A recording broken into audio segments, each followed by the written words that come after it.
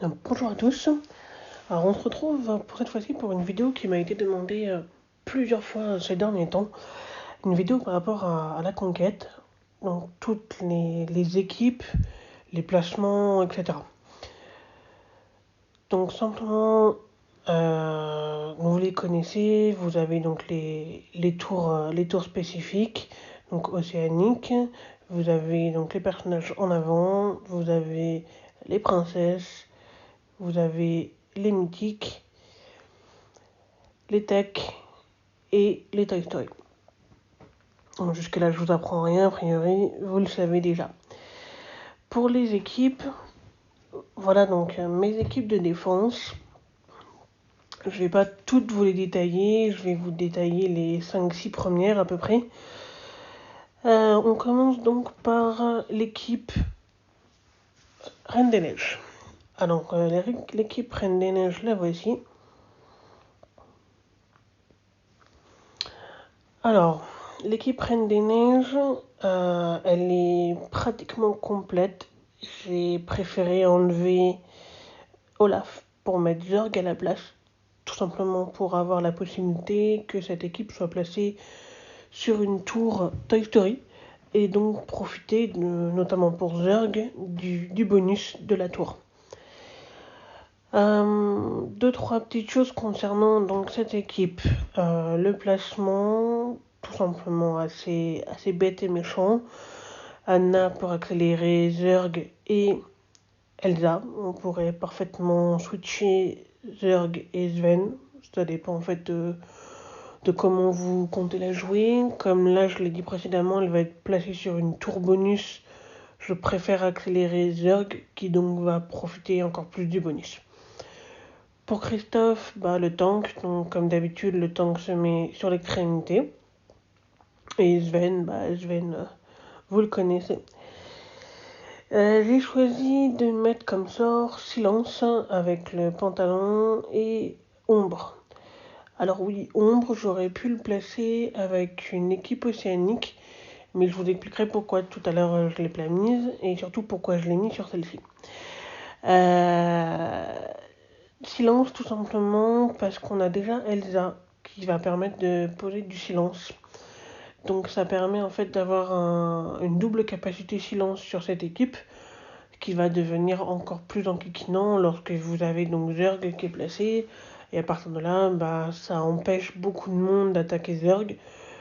Donc encore une fois, ça fait une équipe de défense pure. J'ai choisi donc de mettre Ombre, tout simplement puisque dans cette équipe, vous avez 3 attaquants. Zurg, Elsa et Sven.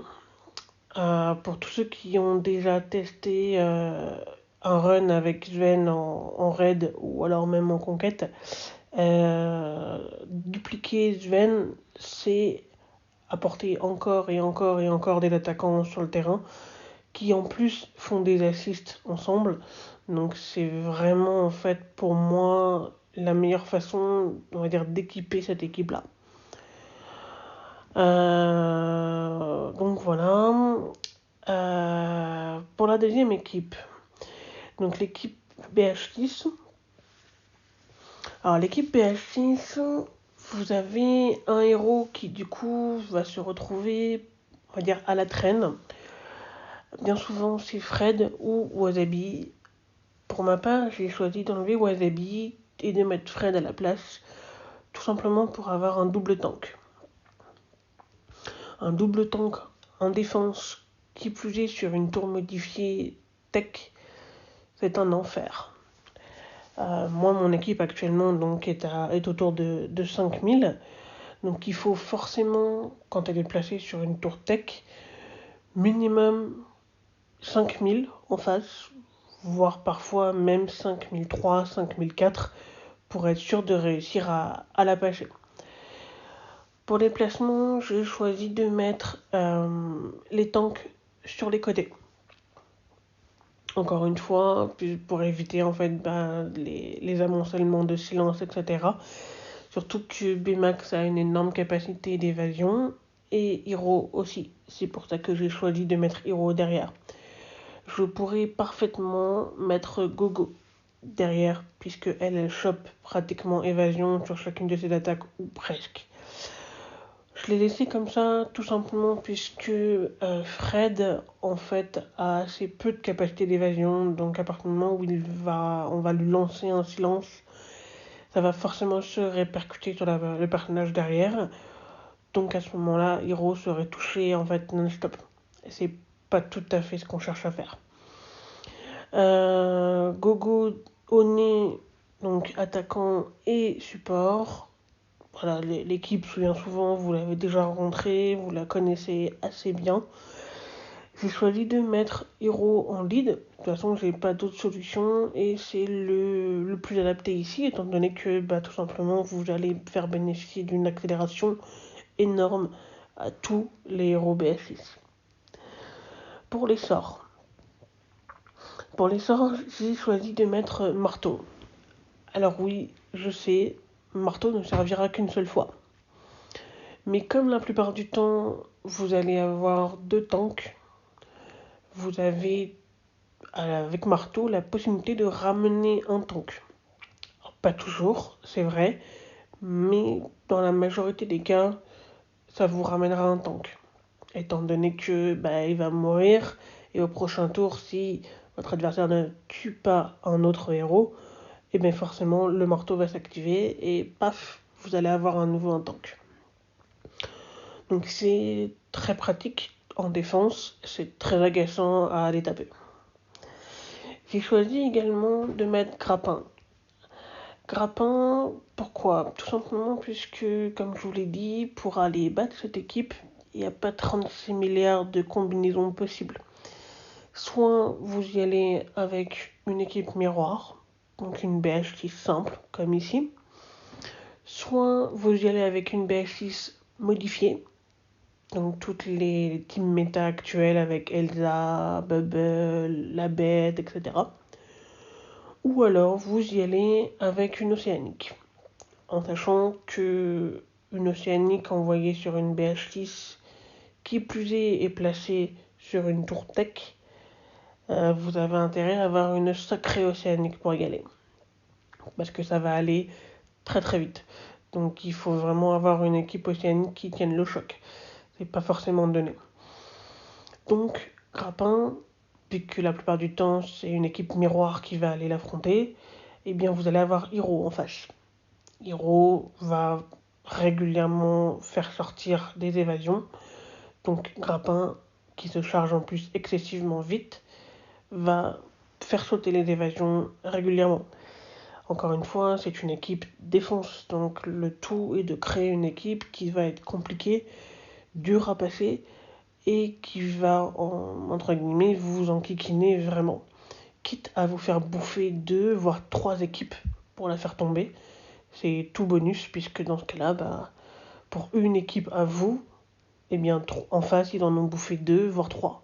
Donc ça fait autant d'attaques en moins. Donc voilà pour l'équipe BH6. On passe maintenant sur les océaniques. Alors la première océanique, la voici. Donc c'est l'équipe océanique la plus courante. C'est vraiment une océanique pure avec donc Vaiana et Stitch. Alors pourquoi généralement on croise cette équipe-là?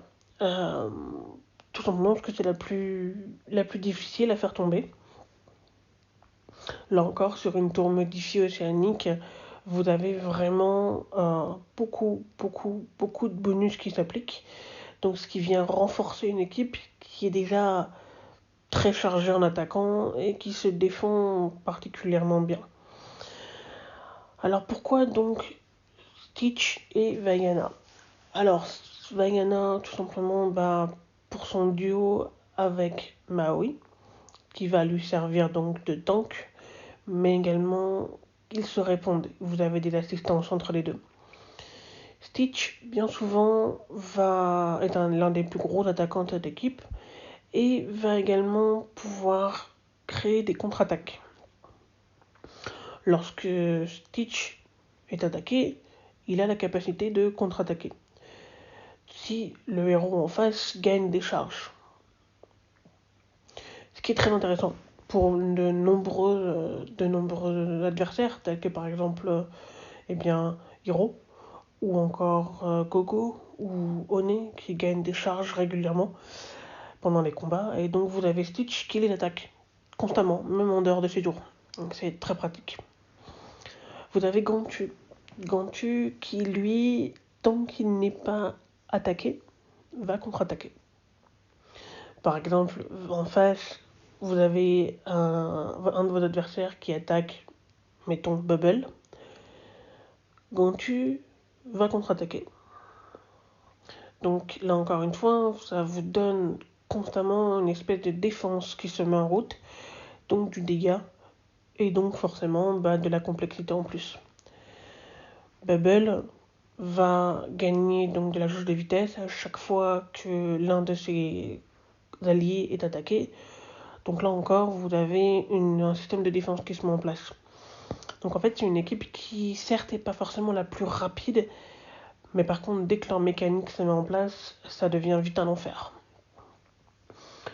La plupart du temps, pour aller faire tomber ces équipes-là sur une tour modifiée, il vous faut soit une équipe miroir, mais alors dans ce cas-là, il va falloir aller chercher 300 voire 400 de puissance au-dessus, soit avec une BH6, puisque là vous êtes sur des héros excessivement rapides, donc vous avez la possibilité de passer quasiment avant toute l'équipe, et donc d'arriver à peu près à faire votre tri et d'arriver à cibler un minimum. Par rapport à cette équipe, pour les sorts, j'ai choisi Tala. Tala, donc tout simplement pour son duo avec Vaiana. Donc Vaiana, même s'il n'est pas la personne ciblée par le sort, sera purgée de tous ses effets néfastes. Donc c'est très intéressant. Là encore une fois, c'est un système de défense qui est plutôt pas mal, puisque ça renforce encore l'équipe et ça relance à nouveau la mécanique. J'ai choisi de mettre Zap. Zap, pour ceux qui ne le connaissent pas forcément, donc fait du dégât sur plusieurs adversaires et tombe entre 3 et 4 fois à peu près sur l'adversaire. Et ici, on est sur une équipe océanique qui, encore une fois, sera placée sur une tour océanique qui risque d'être attaquée par des océaniques. Et donc, Zap prend tout son intérêt puisqu'il inflige des dégâts à des adversaires océaniques en ignorant 75% de leur défense. Donc dans quasiment tous les cas, vous allez avoir du dégât qui sera créé, même si vous avez du bouclier, etc. Donc ça devient vraiment en fait très très très très intéressant puisque vous avez constamment en fait un système qui s'auto-alimente, qui se défend et qui crée en fait de lui-même une défense. Donc c'est vraiment en fait une équipe qui est assez compliquée à faire tomber lorsque votre adversaire arrive sur cette tour. Ensuite vous avez donc la deuxième équipe océanique, la voici. Donc c'est l'équipe la petite sirène en gros. Celle-ci est un petit peu différente puisqu'en fait vous avez 3 possibilités de leader. Ce qui est assez compliqué à choisir. Actuellement, moi, le leader est sur Ursula, et je vais vous expliquer pourquoi. Alors, en fait, le leader de Ursula a donc 3 possibilités. Déjà, pour des équipiers océaniques, donc ça tombe bien, là, il n'y a que des océaniques, donc tout le monde récupère 2% minimum de puissance de crit, ce qui peut être assez intéressant. Vous avez les équipiers méchants qui récupèrent 15% d'attaque bonus. Là, moi j'ai Davy, qui est un méchant, qui a déjà une très grosse attaque, donc ça devient encore plus intéressant. Et la troisième partie de ce lead, qui est sur les méchants océaniques, qui obtiennent donc les 2 effets qu'on vient de citer. Donc là encore, Davy va les récupérer. Donc il récupère de l'attaque bonus, mais également de la puissance critique, ce qui devient un véritable monstre. C'est pour ça que je l'ai choisi plutôt que de garder le lead de Ariel qui donne juste des PV bonus ou alors celui de Triton qui obtiennent seulement de l'attaque puisque ce lead là est plutôt intéressant sur les raids. Le reste du temps, pas forcément très utile. Donc pour cette équipe-là, donc moi c'est mon équipe secondaire d'Océanique. C'est pas forcément la meilleure équipe qui existe, mais c'est celle qui est, on va dire, qui peut devenir une équipe secondaire lorsque vous reprenez des tours ou alors lorsque vous devez placer des équipes. Ça peut devenir quand même une équipe assez chiante. Donc pour cette équipe-là, vous avez donc deux petites choses à retenir. Déjà, la capacité de tank de Eric. Vous remarquerez que je l'ai mis à l'arrière. Tout simplement parce que le tank, c'est pas forcément ce que vous allez utiliser en premier. La plupart du temps. Donc, on peut se permettre de le laisser derrière. Surtout que la plupart du temps, cette équipe-là ne sera pas attaquée avec des très très grosses équipes. On en verra souvent des petites Frozen ou alors des équipes un peu modifiées là-dessus, tout simplement parce que c'est pas forcément une équipe dont on a peur, et bien souvent elle est donc sous-estimée. Les attaquants, il n'y en a pas énormément et leurs dégâts ne sont pas énormes non plus. Mais ça peut devenir quand même une équipe assez enquiquinante. Donc le tank de Eric, je viens de vous en parler. Ensuite, vous avez une deuxième chose à retenir, c'est pour Triton. Triton a la capacité de purger en fait son équipe.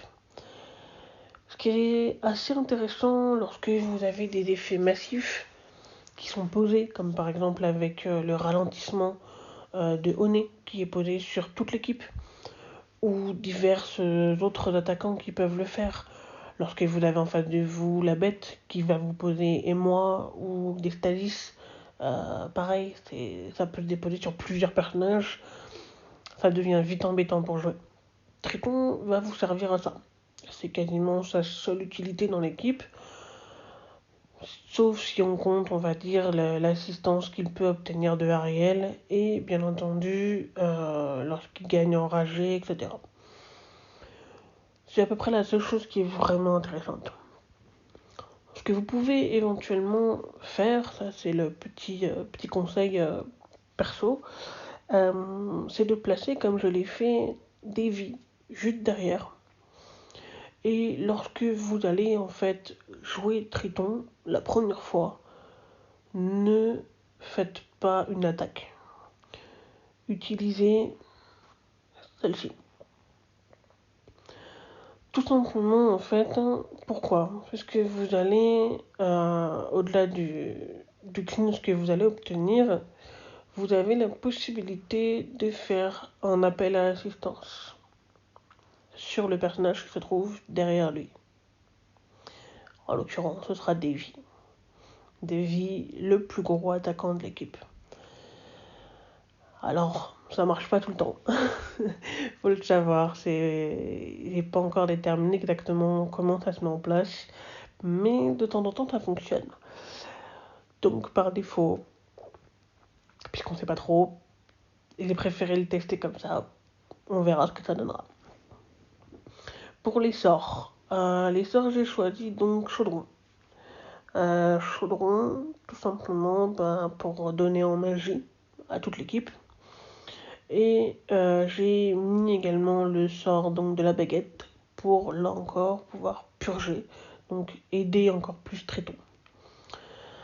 Petit point cependant sur Ursula.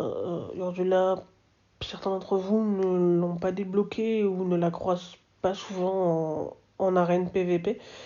Ursula a une attaque qui est, on va dire, très agaçante.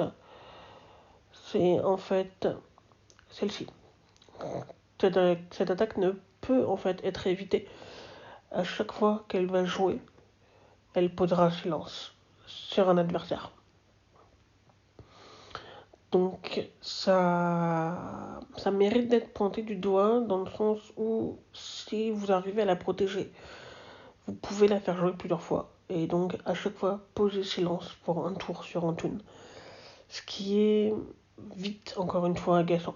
Puisque, imaginons, vous avez Elsa qui est déjà chargée sur ses 4 esprits. D'un coup, Ursula, paf, pose silence. Vous êtes dans l'incapacité de lancer vraiment son AOE et donc de faire le dégât monstrueux que vous aviez préparé. Ça peut vraiment mettre des bâtons dans les roues. Donc ça, c'était un petit point. Tac. Donc pour cette équipe océanique secondaire, voilà, c'est à peu près tout ce qu'il y a à dire. Ensuite, vous avez une équipe royaume. Alors l'équipe royaume, un peu modifiée, puisque vous avez donc Mickey, qui n'est pas un royaume, c'est un urbain. Mais en soi, ça change pas grand chose. Alors pour cette équipe, 2-3 petites choses à vous préciser. La première chose, ce sera sur le lead. Le lead, je le pose avec Shan. Vous le savez, le lead de Shan donne de la vitesse à tous les alliés royaumes. Or là, j'ai quasiment que des royaumes. Donc vous allez avoir une équipe qui est assez rapide. La deuxième chose, si vous avez la bête et la belle, ne les séparez pas. C'est un duo qui fonctionne ensemble. Ils ont une véritable synergie. Donc ne les séparez pas, laissez-les sur une équipe de conquête qui plus est en défense, puisqu'ils se répondent par rapport à des jauges de vitesse, par rapport à des dégâts, etc. Je vous le montre rapidement. Voilà, par exemple sur cette équipe-là, sur cette attaque-là, pardon, si elle lance cette attaque-là, forcément, si la bête est présente, il va utiliser sa propre attaque. Quelle que soit sa propre charge de magie sur cette attaque-là. Donc vous avez la bête qui va immédiatement faire une certaine assistance. Ce qui est très intéressant. Sur celle-ci, vous avez donc, c'est la capacité de soin. Mais si vous suivez ce qui est marqué en dessous, la bête va vraiment, vraiment, vraiment être intéressante là-dessus, puisque si la cible de cette attaque-là est la bête, ça lui restaure ses roses enchantées à son maximum. Donc vous avez là un effet qui est énorme sur la bête. Ça en vaut vraiment la peine. De plus, si la bête possède déjà rose enchantée, et bien à ce moment-là, la belle obtient 1 de magie et 10% de jauge de vitesse en niveau 2. Donc vous avez vraiment en fait un retour d'ascenseur sur la belle qui va la faire rejouer ou en tout cas l'amener à rejouer rapidement. C'est énorme. Donc ça en vaut vraiment la peine de les laisser ensemble. La bête va vous servir de tank la plupart du temps. Donc il faut vraiment essayer de la caler sur le côté, comme là. Et bien entendu, de vraiment en fait essayer de la garder proche de la belle, ou en tout cas de la laisser dans l'équipe, même si elle n'est pas juste derrière ou juste à côté. Deuxième chose à préciser, vous avez Jasmine.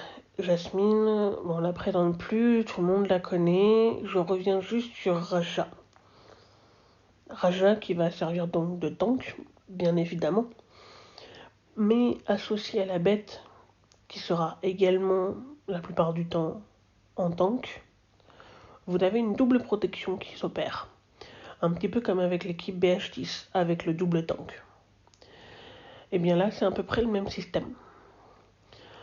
Tout ça pourquoi ? Pour protéger Mickey. Mickey, son AE n'est pas disponible tout de suite. Il faut qu'il la charge un petit peu. Donc, plus longtemps vous le protégez, plus longtemps, cette capacité va pouvoir se charger et donc balancer cette AOE qui est absolument monstrueuse puisque vous attaquez 5-6 fois d'affilée, voire même plus, et ce, sur tous vos toons à vous.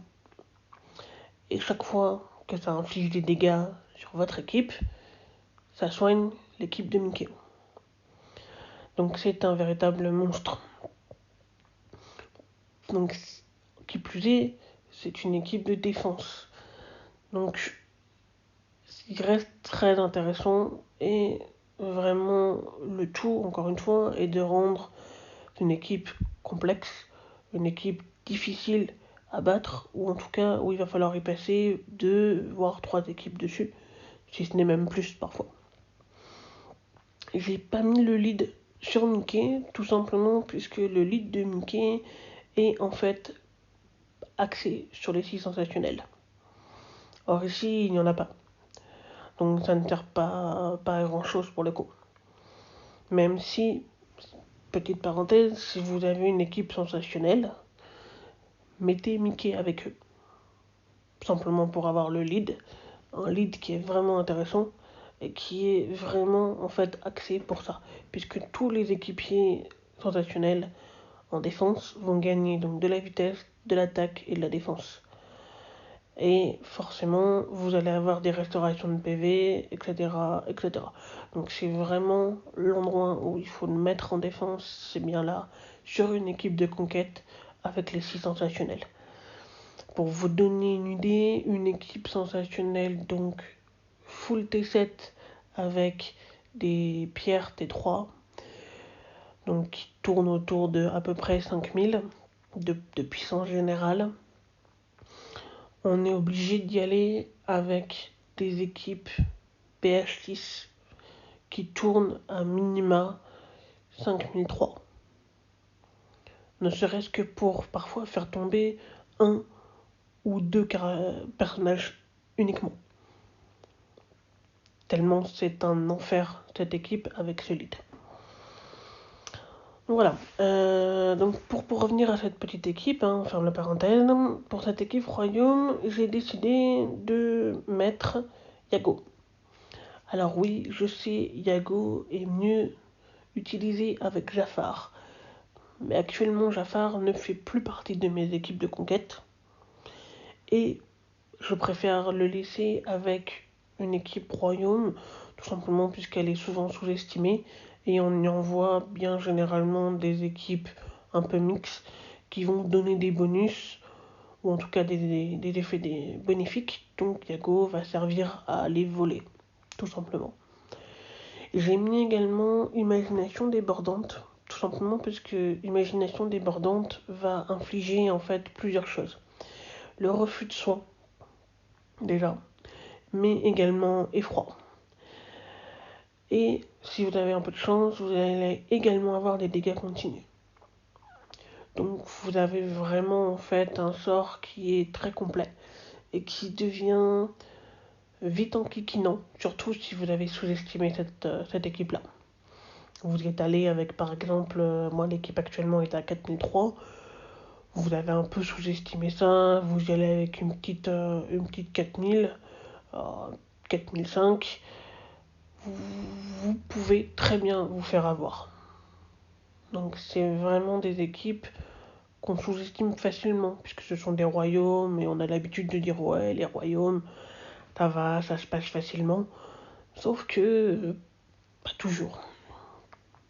Pour ceux qui se posent la question également, Mickey, moi je l'ai mis là, simplement parce qu'actuellement j'ai pas d'équipe sensationnelle qui soit viable réellement pour la conquête. Mais vous pouvez parfaitement changer et mettre par exemple Sheriff.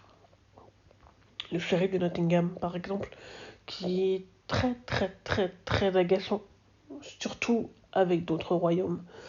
Comme ça vous ferait une royaume toute simple, mais qui devient très vite chiante à devoir passer, puisque vous avez des assistances, vous avez des vols de jauge de vitesse, vous avez un tank, vous avez des grosses attaques, bref, ça devient un enfer. Donc voilà pour cette petite équipe royaume. Ensuite, une équipe qui, chez moi, est en cours de construction, c'est celle-ci. C'est une équipe qui, pour le moment, pour moi, n'est pas finie. Elle est en construction, tout simplement, puisque, en fait, Syndrome et Jack Sparrow vont sauter pour faire place à des toons en avant, notamment Ian et Barley. J'ai pas encore décidé si je mettais la Manticore ou pas, mais en tout cas, le duo de frères sera intégré.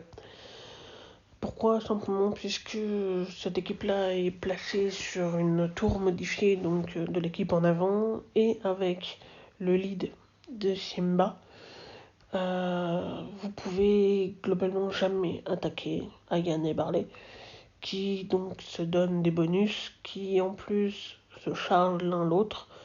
Enfin bref, c'est vraiment un abîme sans fond souvent puisque on sait jamais trop bien comment attaquer cette équipe-là et ça devient très très agaçant rapidement. Actuellement, cette équipe-là, elle est un petit peu, on va dire, en construction, donc je ne la présente pas forcément beaucoup. Sachez juste que à partir du moment où vous avez Simba qui est viable en conquête, placez-le. Et essayez toujours, dans la mesure du possible, de lui mettre Mufasa en sort, puisqu'il va de pair avec. Encore une fois, moi c'est une équipe en construction, elle est présentée puisque voilà, je voulais vous faire un petit tour, mais pour le moment elle est loin d'être finie. La dernière équipe que je voulais vous présenter, c'est une équipe qu'on croise, mais qu'on ne sait pas trop bien souvent comment l'aborder. C'est l'équipe indestructible. Alors, l'équipe indestructible, la voici donc au complet. Moi personnellement, je ne la changerai pas, sauf si, et seulement si, je dois enlever Dash pour le mettre ailleurs. Mais pour le moment, c'est pas à l'ordre du jour. Alors cette équipe-là, c'est une famille complète. Donc une famille au complet, il y a des assistances et il y a des réponses qui sont prévues. Notamment avec Monsieur Indestructible, qui à la fois sert de tank, mais qui va faire appel à des assistances de sa propre famille. Donc là, ça devient intéressant. Flèche, je vous le présente pas, vous le connaissez. Jack Jack. Jack Jack est un personnage euh, bien souvent on l'oublie un petit peu. On se laisse un peu avoir par Jack Jack. On va focus beaucoup plus sur Flèche ou sur Monsieur Indestructible. Sauf que Jack Jack a la possibilité de gagner attaque augmentée ou critique garantie. Et s'il vous lance ses propres spéciales, ça fait du dégât. Beaucoup de dégâts. Donc bien souvent, il passe un peu à la trappe, mais ça reste un adversaire assez conséquent. Violette, pareil, on a tendance un petit peu à l'oublier, simplement parce qu'elle fait pas de dégâts et parce qu'on se dit finalement on peut la laisser de côté. Sauf que Violette a deux petites choses. Elle a déjà donc le bouclier. Donc le bouclier que vous pouvez déclencher grâce à l'attaque, mais qui forcément si les PV d'un coéquipier passent en dessous de 50, ça déclenche automatiquement une augmentation de ce bouclier. Donc c'est vraiment très intéressant. Et vous avez un autre petit point, c'est donc sa passive. Et la passive, c'est en gros ce que je viens de vous dire, qui déclenche donc le bouclier automatiquement dès que ça passe en dessous de 50%. Et qui plus est, si c'est flèche, le PV, enfin, le bouclier, pardon, augmente beaucoup plus. Donc c'est vraiment très intéressant. Vous avez une vraie synergie avec la famille, donc il faut pas hésiter à la garder. Pour le lead. Actuellement, chez moi, il est sur Madame Indestructible. Peut parfaitement être passé sur Monsieur. Chez Madame, en fait, il est pour l'augmentation de chance de crit. Quand vous avez flèche et jack dans le coin, ça reste quand même très intéressant. En défense, vous pouvez choisir de le mettre sur Monsieur Indestructible, puisque vous gagnez en ténacité. Là encore, ça reste très intéressant, hein, quand même 14% de ténacité bonus. Ça vous met une équipe qui résiste mal quand même. Donc ça peut être intéressant. Actuellement, moi je l'ai laissé sur Elastigirl, tout simplement, puisque généralement c'est pas une équipe qui tient longtemps dans les conquêtes ou à mon niveau. Donc le but c'est quand même de faire le plus de dégâts possible. Pour embêter, on va dire, un peu l'adversaire et surtout, si possible, ça arrive rarement, mais si possible, l'obliger à utiliser une deuxième équipe pour faire du clean-up, tout simplement pour nettoyer, entre guillemets, les petites miettes qui peuvent rester. Ça peut être intéressant. En sort, j'ai choisi 2 sorts relativement, on va dire, lents. On va dire c'est pas les plus rapides, on va dire ça comme ça. TNT, tout simplement, puisque TNT on l'oublie un petit peu. Généralement on passe à la trappe, on sait pas trop comment l'utiliser, on sait pas trop où la mettre, surtout en équipe défense. Mais TNT se charge assez vite, tout de même, c'est pas le plus lent. Et surtout, va, au-delà de faire du dégât, va infliger étourdissement. Ce qui, là encore, la rend assez intéressante. La seule chose qu'on peut lui reprocher, c'est qu'en effet, il n'est pas le plus rapide à charger, et au-delà de ça, il faut 2 tours pour que ça se déclenche. Donc oui, vous avez le temps de mourir entre-temps, mais c'est un joker. Des fois ça fonctionne, des fois pas. À vous de voir si vous êtes joueur ou pas. Le deuxième sort, c'est le dé de l'infini. Le dé de l'infini, j'ai choisi de le mettre ici, car encore une fois, vous allez gagner donc des effets bénéfiques, et en infliger des néfastes à l'équipe en face. En effet bénéfique, vous avez notamment de la défense, bien sûr, mais aussi et surtout de l'attaque. Attaque augmentée, puissance crit garantie, etc., etc. Avec un flèche et Jack encore sur le terrain, vous avez des chances quand même de pouvoir réussir à faire un peu de dégâts quand même. Donc ça peut là encore devenir intéressant. Voilà, grosso modo, tout ce que je pouvais vous dire sur cette équipe-là. Ouais. Juste une petite mention honorable pour cette équipe. Alors, 2 équipes. La première, la voici. L'équipe, on va dire mythique. Alors, certes, elle n'est pas énorme. Hein, elle est tout juste à 3000, un petit peu moins de 3900. Mais pratiquement, à peu de choses près, full mythique. Donc oui, vous n'allez pas avoir beaucoup d'attaques. C'est clair et net. Par contre, posé sur une tour mythique, c'est très chiant à faire tomber. Surtout avec le lead de Miguel, puisque le lead de Miguel, en fait, il est axé pour les mythiques. Vous avez donc une augmentation de la vitesse. Ça, c'est très intéressant. Et si en plus, les mythiques qui sont sur le terrain sont vaincus, Miguel va en fait gagner plusieurs choses, notamment des chances de réanimation et surtout une augmentation de ses PV lors de sa réanimation, bien entendu. Donc ça reste intéressant quand même, ça va devenir un toon qui va revenir assez régulièrement. En plus, il récupère évasion, il récupère de la vitesse, bref, c'est assez chiant. Hades, Olaf, un toon qui va vous faire du dégât continu, de grosses attaques, un autre qui va vous donner du charme et tactique.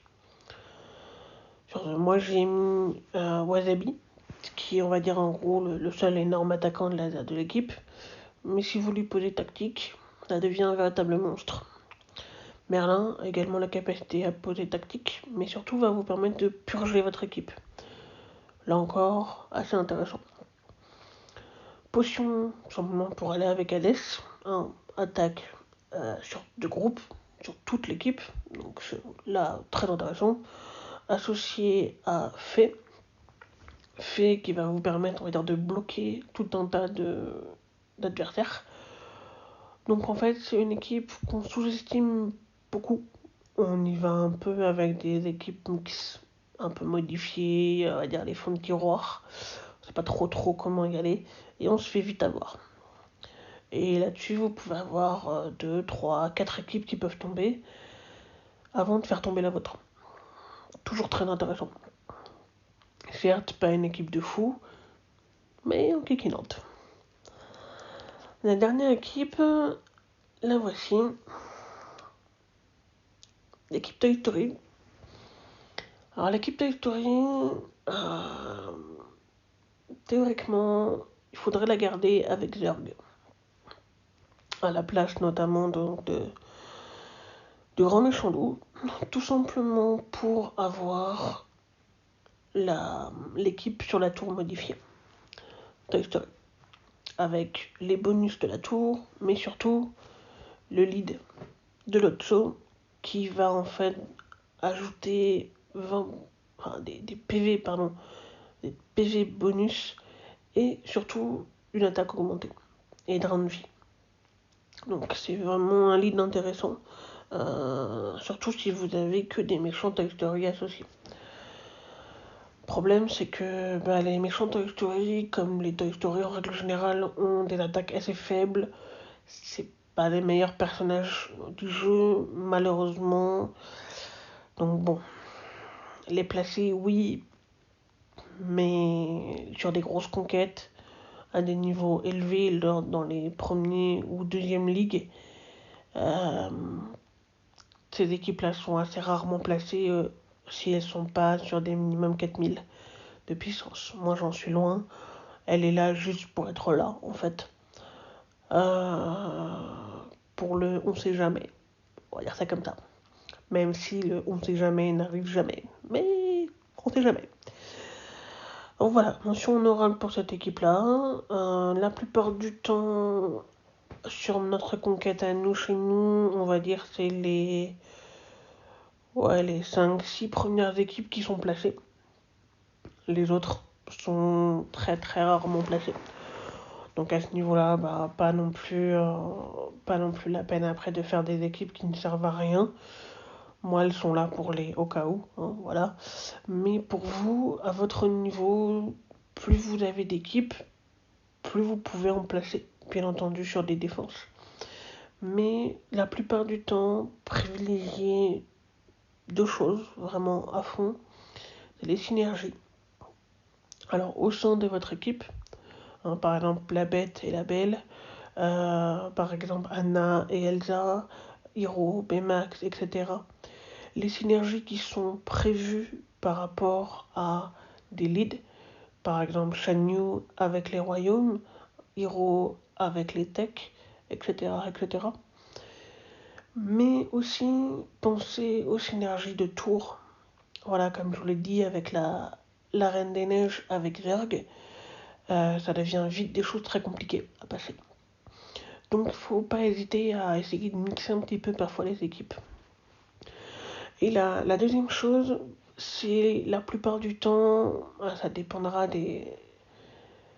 on va dire, de vos chefs, mais la plupart du temps, essayez de faire plutôt des équipes fortes, lourdes, plutôt que plein de petites équipes qui seront jamais placées en fait. Pensez au lead, pensez aux puissances, pensez aux tours, pensez un petit peu, essayez d'anticiper, de demander à vos chefs et officiers, etc., de ce qu'ils peuvent avoir besoin à placer. Parfois, ils vous diront on n'a pas tellement besoin d'équipes à moins de 4000, donc faites plutôt des grosses équipes. Parfois, ils vous diront on va avoir besoin de plus de défense, essayez de créer d'autres défenses, même des petites. Ou encore, ils vous diront essayer de privilégier telle ou telle synergie, puisque bah, par rapport au placement sur la map, vous n'allez pas avoir forcément les mêmes tours en face de vous. Hein. Par exemple, bah, les bleus vont faire face à une tour tech, et de l'autre côté, une tour toy. Nous qui sommes en vert, on a une tour tech et une tour tech. Donc on va nous demander de charger un peu plus sur nos techs. On va nous demander de faire un peu plus attention à nos pierres, etc. Donc là, il faut vraiment essayer de faire attention à ça. Ça dépendra de vos chefs et vos leaders. Donc voilà un petit peu pour la conquête. J'espère que ça vous aura aidé. Et puis, ben, maintenant, à vous de jouer.